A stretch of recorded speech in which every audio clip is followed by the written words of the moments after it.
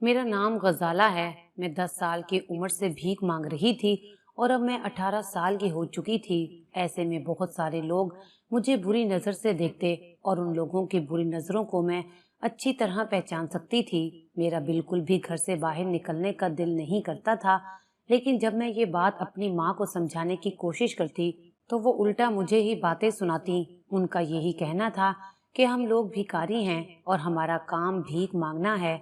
ऐसे में मुझे घर बिठाकर रोटियां नहीं खिला सकती। अब मैंने यही सोचा था कि इससे तो अच्छा था कि मेरी माँ मुझे किसी बंगले पर काम पर लगा देती। मैं झाड़ू पोंछा करने के लिए तैयार थी, लेकिन इस तरह गलियों बाजारों में भीख मांगना मेरे बस की बात नहीं थी। माँ अच्छी तरह से जानती थी कि मैं देखने में बहुत खूबसूरत हूँ और ऐसे ही लोग मुझे बुरी नजर से देखते हैं। मैं तो बचपन से ही लोगों की बुरी नजरों से खौफ खाती थी। मेरे पास उसका कोई हल नहीं था। एक दिन इसी तरह मैं अपने घर से भीख मांगने के लिए निकली, जब एक आदमी ने मुझे चंद पैसे देने के लिए मुझे अपने पास बुलाया। जैसे ही मैं उसके पास पैसे लेने के लिए गई तो उसने जबरदस्ती मेरा हाथ पकड़ लिया। उसका कहना था कि मैं खूबसूरत हूँ और वो मुझे इतने पैसे देगा कि मेरी जिंदगी बदल जाएगी, लेकिन बदले में उसकी मुझे एक बात माननी होगी। उस आदमी की नजरों से उसकी हवस साफ नजर आ रही थी। उसके लहजे में बेहूदगी थी और मैं अच्छी तरह पहचान सकती थी। इसलिए मैंने अपना हाथ फौरन उससे खींच लिया और जो पैसे उसने दिए थे उसके मुंह पर मार कर मैं वहां से भागने लगी।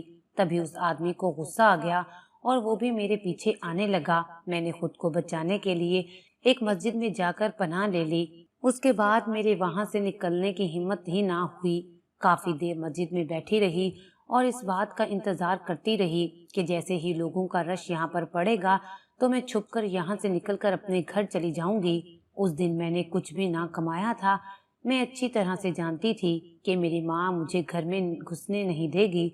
मैंने यही सोचा था कि माँ को सारी हकीकत बता दूंगी, लेकिन फिर यही सोचा कि मेरी अम्मा मेरी किसी बात पर भरोसा नहीं करेंगी। लेकिन अगर उन्होंने भरोसा कर भी लिया तो वो उल्टा मुझे कसूरवार ठहराएंगी और उल्टा मुझे यही कहेंगी कि मुझे वो पैसे वापस नहीं करने चाहिए थे और उस आदमी की बात मान लेनी चाहिए थी, जो कि मैं बिल्कुल भी नहीं करना चाहती थी। मैं भीख मांगने के लिए तो तैयार थी, लेकिन मुझे अपनी इज्जत की परवाह थी। उसको मैं किसी सूरत भी गंवाना नहीं चाहती थी। और उस दिन मुझे इस बात का एहसास हुआ कि लोगों की नजर में हम गरीब लोगों की शायद कोई इज्जत नहीं होती। जब शाम को नमाज के बाद सब लोग वहां से आहिस्ता आहिस्ता जाने लगे, तब मैंने सोचा कि मैं जैसे ही थोड़ा सा अंधेरा होगा खामोशी से यहाँ से निकल जाऊंगी, क्योंकि उस वक्त अगर मैं सब मर्दों के साथ मस्जिद से बाहर जाऊंगी तो सभी मुझे हैरत से देखेंगे। मैं सब लोगों का वहां से निकलने का इंतजार करने लगी। जैसे ही सब लोग वहां से जा चुके तो मैंने अपनी चादर संभाली और वहां से निकलने लगी तो इमाम मस्जिद साहब ने मुझे देख लिया और उस वक्त मुझे वहां देखकर उन्हें शदीद हैरत हुई थी। इसलिए उन्होंने मुझे आवाज देकर रुकने के लिए कहा। मैं खामोशी से वहीं पर खड़ी हो गई। मैंने उन्हें पलट कर नहीं देखा था। जब इमाम साहब मेरे पास आए और मुझसे पूछने लगे कि मैं इस वक्त यहाँ क्या कर रही हूँ, पहले तो मैंने ये सोचा कि कोई ना कोई झूठ बोलती हूँ, लेकिन मस्जिद में खड़े होकर झूठ बोलना मेरे बस में नहीं था। मैंने सारी हकीकत इमाम साहब को बता दी कि मैं किस तरह भीख मांगने के लिए सड़कों और गली गली गई थी और फिर आज जो कुछ मेरे साथ हुआ था। मैं उस वक्त सुबह से लेकर अब तक यहीं पर छुपकर बैठी हुई थी और अब मुझे अपने घर जाना है। मेरी बात सुनकर इमाम साहब खामोश हो गया। जब मैंने उससे ये बात बताई कि मेरी माँ मुझे खाली हाथ घर में घुसने नहीं देगी, तो इमाम ने अपनी जेब में से कुछ पैसे निकालकर मुझे दे दिए। उसका कहना था कि वो मुझे मेरे घर छोड़ देगा। मैं खामोशी से उसके आगे आगे चलने लगी, जबकि वो खामोशी से मेरे पीछे पीछे चलने लगा। उसका कहना था कि मुझे कहीं भी जाने की जरूरत नहीं है, मैं यहाँ आकर उससे पैसे ले जाया करूँ, वो मेरी मदद कर दिया करेगा। ऐसे में मुझे गली गली जाकर भीख मांगने की जरूरत पेश नहीं आएगी। वो मेरे घर मुझे छोड़कर चला गया। जबकि वो पैसे मैंने अपनी माँ के हाथ पर रख दिए तो मेरी अम्मा खामोश हो गई और उन्होंने मुझे कुछ ना कहा। आज तो इमाम साहब ने मुझे बचा लिया, लेकिन आखिर वो कितने दिनों तक यूं मेरी मदद करता रहेगा, ये सोचकर मैं परेशान रहने लगी। लेकिन फिर उस दिन के बाद से मैंने सड़कों और गलियों में जाकर भीख मांगना छोड़ दिया। मैं उस मस्जिद के बाहर जाकर बैठ जाती वहाँ पर भीख मांगती और रोजाना ही इमाम साहब मुझे कुछ पैसे दे दिया करते। उसके बाद भी मैं वहीं पर बैठी रहती और कहीं ना जाती और वही पैसे लेकर घर आ जाती और खामोशी से माँ के हवाले कर देती। ऐसे में ना तो वो मुझसे कोई सवाल करती थी और ना ही मुझे दर दर की ठोकरें खानी पड़ती थी। अब तो मैंने ये मामूल बना लिया था। मैं रोजाना ही मस्जिद के बाहर जाकर भीख मांगने लगती तो रोजाना ही इमाम साहब मुझे पैसे दे दिया करते थे और मुझे यही कहा करते थे कि मुझे कहीं जाने की जरूरत नहीं है, बल्कि वो तो मुझे ये भी कहा करते थे कि मुझे यहाँ पर आकर भीख मांगने की भी जरूरत नहीं है। वो खामोशी से हमारे घर पैसे दे दिया करेंगे। लेकिन मैंने उनको मना कर दिया क्योंकि मैं अच्छी तरह से जानती थी कि अगर इमाम साहब ने हमारे घर आकर पैसे दिए तो मेरी माँ वो पैसे भी रख लेगी और मुझे भी काम पर भेज देगी। ऐसे में वो जिस मकसद के लिए मेरी मदद करना चाहते थे उनका वो मकसद पूरा नहीं होगा, क्योंकि मेरी माँ बहुत ज्यादा लालची थी। उनकी लालच से तो मैं बचपन से ही वाकिफ थी कि उन्हें ज्यादा से ज्यादा पैसे की तलाश होती है। मैंने इमाम साहब से कहा कि मैं यहाँ से आकर खुद भीख मांग कर पैसे ले जाया करूंगी। ऐसे में उन्हें मेरे घर जाकर पैसे देने की जरूरत नहीं है। मेरी बात को समझते हुए उन्होंने भी इस बारे में कुछ नहीं कहा और खामोश हो गए। अब तो मैंने रोजाना ही मस्जिद के बाहर जाना शुरू कर दिया था और वहां जाकर मैं भीख मांगना शुरू कर देती थी। मुझे कहीं और जाने की जरूरत ही पेश नहीं आती थी और वहां से मुझे पैसे भी मिल जाया करते थे। इमाम साहब के अलावा वहां पर आने वाले और लोग भी मुझे थोड़े बहुत पैसे दे देते, जिनसे मेरा काम हो जाता और अम्मा मुझसे खुश हो जाती। मुझे यहाँ आते आते 1 महीना गुजर चुका था। अब तो मुझे ऐसे लगता था जैसे मुझे इमाम साहब से मोहब्बत हो गई हो। वो भी जवान थे, मैं उनकी जिंदगी में शामिल होना चाहती थी। लेकिन जब भी मैं ये बात सोचती, साथ साथ ये भी सोचती कि मैं तो भिखारन हूँ, भला वो मुझसे शादी क्यों करेगा। वो तो किसी ऐसी लड़की से शादी करेगा जो कि 7 पर्दे में रहने वाली हो और नेक और पारसा हो। शायद मैं उसके काबिल भी नहीं थी। काफी दिन तो इस बारे में मैं सोचती रही कि आखिर मैं उससे बात करूं या ना करूं। मुझे यही डर था कि अगर मैंने उससे बात की तो वो शादी से साफ इनकार कर देगा। मगर इसके बावजूद भी मैंने बात करने का इरादा किया। मैंने यही सोचा था कि एक बार कहकर देखने में क्या हर्ज है। मुझे अपनी मोहब्बत का इजहार करना चाहिए। हो सकता है कि वो कुछ सोचते हुए मेरी मोहब्बत को कबूल कर लें और मेरी जिंदगी बदल जाए।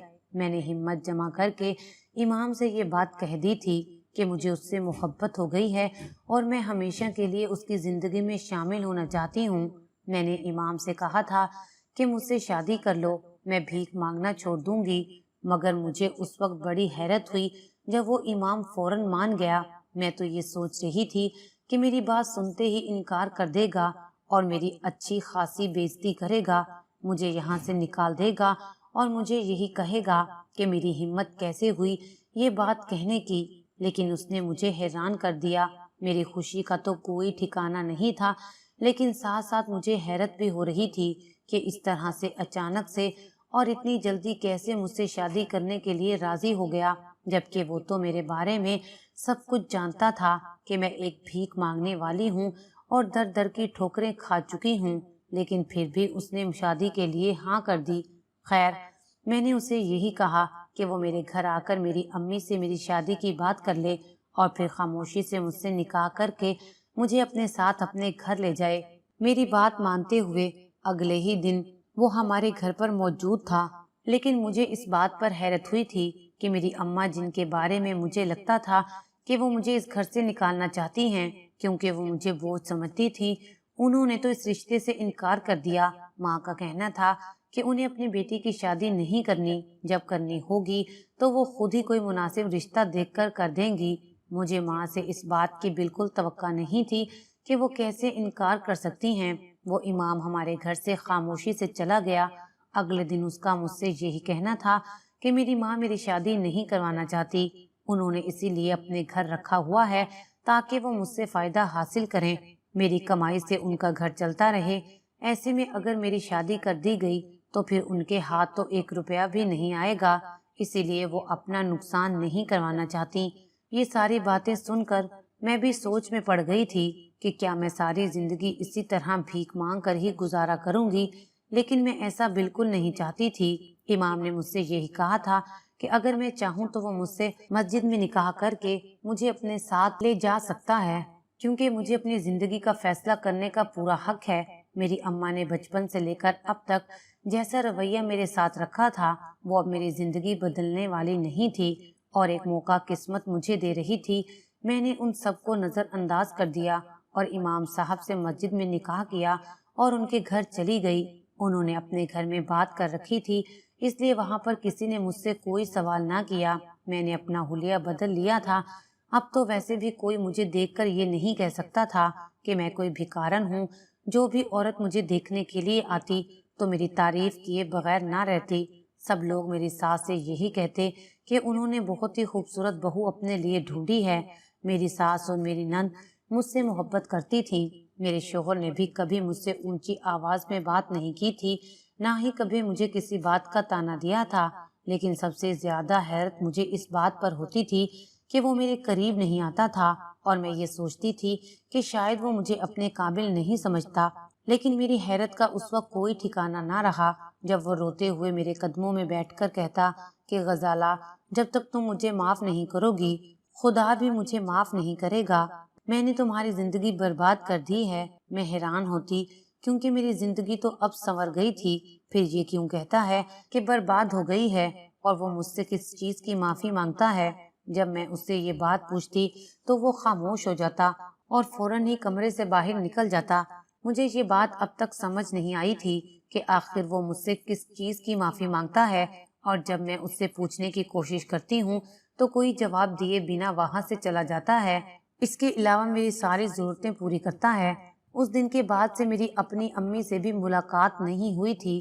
ایک دو بار وہ مجھ سے ملنے کے لیے آئی تھی اور اپنی محبت جگانے لگی تھی، لیکن میں اچھی طرح سے جانتی تھی کہ یہ ساری جھوٹی محبت ہے، کیونکہ حقیقت میں تو ان کے لیے میں صرف کمانے کا ایک ذریعہ تھی۔ مجھ سے جتنا ہوتا تھا میں ان کو پیسے دیتی تھی۔ ہماری شادی کو 1 مہینہ ہی گزرا اور پچھلے 1 مہینے سے یہی ہو رہا تھا کہ میرا شوہر میرے قریب نہ آتا، بس قدموں میں بیٹھ جاتا اور روتے ہوئے کہتا میں نے تمہاری زندگی برباد کی ہے، اور پھر وہ مجھ سے معافی مانگتا۔ وہ مجھ سے یہی کہتا تھا کہ اگر میں اسے معاف نہیں کروں گی تو خدا بھی اسے معاف نہیں کرے گا۔ مجھے کچھ سمجھ نہ آتی، اور پھر ایک دن اچانک میرے شوہر کا انتقال ہو گیا۔ میرے اوپر تو غم کا پہاڑ ٹوٹ پڑا۔ وہی تو میری زندگی کا واحد سہارا تھا، اسی نے تو مجھے زمانے کی کڑی دھوپ سے بچایا تھا۔ میرے شوہر کے مرنے کے کچھ دن بعد میری نند مجھے ایک شاپر دے کر بولی کہ بھائی خدا کے لیے آپ میرے بھائی کو معاف کر دینا، اب تو وہ مر گیا ہے۔ اس کی بات سن کر میں کافی حیران ہوئی، اور جو ہی میں نے وہ شاپر کھول کر دیکھا تو میری روح لرز گئی، کیونکہ واقعی وہ میرا مجرم تھا۔ 7 سال کی عمر میں میرے ساتھ جو کچھ کیا ہوا تھا اسے میں ابھی تک نہیں بھول پائی تھی، اور اس نے میری زندگی بالکل بدل کر رکھ دی تھی۔ مجھے آج بھی اپنے بچپن کا وہ بھیانک واقعہ یاد ہے۔ میں اپنے ماں باپ کی لاڈلی بیٹی تھی۔ بچپن میں مجھے کسی چیز کی پرواہ نہ ہوتی تھی اور نہ ہی کسی چیز کی فکر رہتی تھی۔ ایک دن اسی طرح میں اپنی ماں کے ساتھ بازار گئی، اور اس بازار کے رش میں میرا ہاتھ میری ماں کے ہاتھ سے چھوٹ گیا اور میں اپنی ماں سے الگ ہو گئی۔ میری ماں نے مجھے ڈھونڈنے کی بہت کوشش کی ہوگی، یہ بات تو میں اچھی طرح سے جانتی تھی، لیکن اس کے باوجود وہ مجھے ڈھونڈنے میں ناکام رہی۔ میں نے بھی اپنی ماں کو تلاش کرنے کی بہت کوشش کی۔ وہاں پر جو بھی عورت مجھے نظر آتی اس کے چہرے کو میں غور سے دیکھتی، لیکن میری ماں مجھے نہ ملی۔ شام ہونے والی تھی۔ میں بازار سے نکل کر ایک کونے میں بیٹھ کر رونے لگی، جب وہاں پر ایک 16 سالہ لڑکا میرے قریب آ کر بیٹھ گیا اور مجھ سے میرے رونے کی وجہ پوچھنے لگا۔ میرے لیے تو وہ اس وقت کوئی فرشتہ تھا جس نے مجھ سے میرا مسئلہ پوچھا تھا۔ میں نے اسے بتایا کہ میری اماں مجھ سے جدا ہو گئی ہیں، میں کب سے ان کو تلاش کرنے کی کوشش کر رہی ہوں۔ اس لڑکے کا کہنا تھا کہ وہ مجھے میری ماں تک پہنچا دے گا، میں اس کے ساتھ چلوں، اور میں اس وقت بچی تھی۔ اس کی بات مانتے ہوئے میں اس کے ساتھ چل پڑی۔ وہ میری سب سے بڑی غلطی تھی جس نے میری زندگی تباہ کر کے رکھ دی تھی۔ وہ لڑکا مجھے اپنے ساتھ کسی اور جگہ پر لے آیا تھا جہاں پر میرے اور اس کے علاوہ اور کوئی نہیں تھا، کیونکہ میں اس وقت بچی تھی اور کوئی چیز سمجھ نہیں سکتی تھی، اور میری اس ناسمجھی کا فائدہ اٹھاتے ہوئے اس لڑکے نے میرے ساتھ وہ کیا جو وہ کرنا چاہتا تھا۔ اس نے ایک معصوم بچی کے ساتھ ظلم کیا تھا۔ وہ لڑکا مجھ سے کافی سال بڑا تھا اور سب کچھ اچھے سے سمجھتا تھا۔ میں بچی ضرور تھی لیکن اتنا تو سمجھ چکی تھی کہ میرے ساتھ جو کچھ بھی ہو رہا ہے وہ ٹھیک نہیں ہو رہا۔ میں نے اپنے آپ کو بچانے کی بہت کوشش بھی کی لیکن میں اس سب میں ناکام رہی تھی اور میں اس رات اس انسان کی ہوس کا نشانہ بن گئی۔ مجھے تو اس انسان اور حیوان کا چہرہ بھی یاد نہیں تھا کہ آخر وہ کون تھا۔ اس کے بعد اس نے مجھے اپنے گھر سے کہیں دور لے جا کر باہر پھینک دیا تھا اور وہاں سے مجھے مانگنے والے اٹھا کر اپنے ساتھ لے گئے تھے۔ مجھے نہیں معلوم تھا کہ میں اپنی ماں سے جدا ہو کر کہاں گئی تھی اور اس کے بعد سے میری زندگی مکمل طور پر بدل گئی تھی۔ ان لوگوں نے مجھے اپنے گھر میں پناہ دی تھی اور مجھے بھیک مانگنے پر لگا دیا تھا۔ اگر کبھی میں اپنے ماں باپ کا ذکر بھی کرتی تو مجھے مار کر خاموش کروا دیا جاتا۔ میں اپنے ماں باپ سے دوبارہ کبھی نہیں مل سکتی تھی۔ اس دن نہ صرف میں نے اپنی عزت کھوئی تھی بلکہ میں نے اپنے ماں باپ کو بھی کھو دیا تھا اور پھر یہی بھیک مانگنا میری قسمت میں رہ گیا تھا۔ میری اماں نے میرے کانوں میں سونے کی بالیاں بنا کر ڈالی ہوئی تھی۔ میں تو اس سب کو کب کا بھول گئی تھی، مگر آج میری نند نے جو شاپر لا کر مجھے دیا تھا اس میں میری وہی بچپن کی پرانی بالیاں نکلی تھی جو اس وقت اس لڑکے نے میرے کانوں سے اتار لی تھی، اور ایک کاغذ تھا جس پر میری زندگی کی آبیتی لکھی ہوئی تھی۔ مجھے یہ بات اچھی طرح سمجھ آ گئی تھی کہ وہ لڑکا اور کوئی نہیں بلکہ وہی امام تھا، وہی میرا شوہر تھا۔ لیکن مجھے حیرت اس بات پر ہو رہی تھی کہ اتنے سالوں بعد اس نے مجھے کس طرح سے پہچان لیا تھا۔ تب میری نند نے مجھے ساری حقیقت بتائی۔ اس کا کہنا تھا کہ اس واقعے کے بعد اس کا بھائی بہت بے چین اور بے سکون رہنے لگا تھا۔ ڈاکٹر کے پاس بھی اس کا علاج نہیں تھا۔ پتہ نہیں کیا چیز میرے بھائی کو ہر وقت تنگ کرتی رہتی تھی۔ وہ تو بالکل پاگل ہونے والا تھا۔ اس نے مجھے ڈھونڈنے کی بہت کوشش کی تھی مگر میں اسے نہ ملی۔ اس کا کہنا تھا کہ میرے چہرے کے دائیں طرف جو نشان بنا ہوا ہے یہی وہ نشان تھا جسے دیکھ کر وہ مجھے پہچان گیا تھا۔ اسے اپنی غلطی کا احساس ہو گیا تھا۔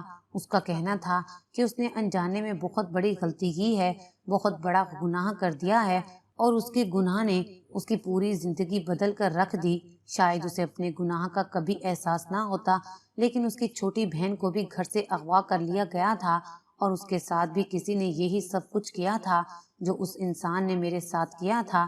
اپنی بہن کو دیکھ کر اس انسان کو اپنی غلطی کا احساس ہوا تھا۔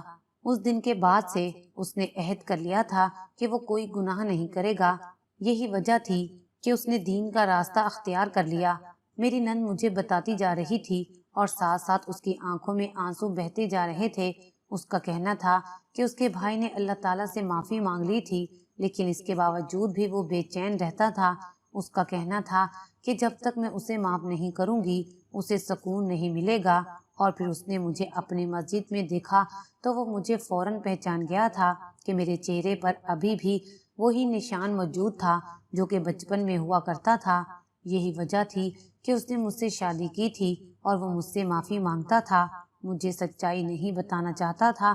اگر میں سچائی جان کر اسے معاف نہ کرتی تو وہ اللہ تعالیٰ کو کیا منہ دکھائے گا۔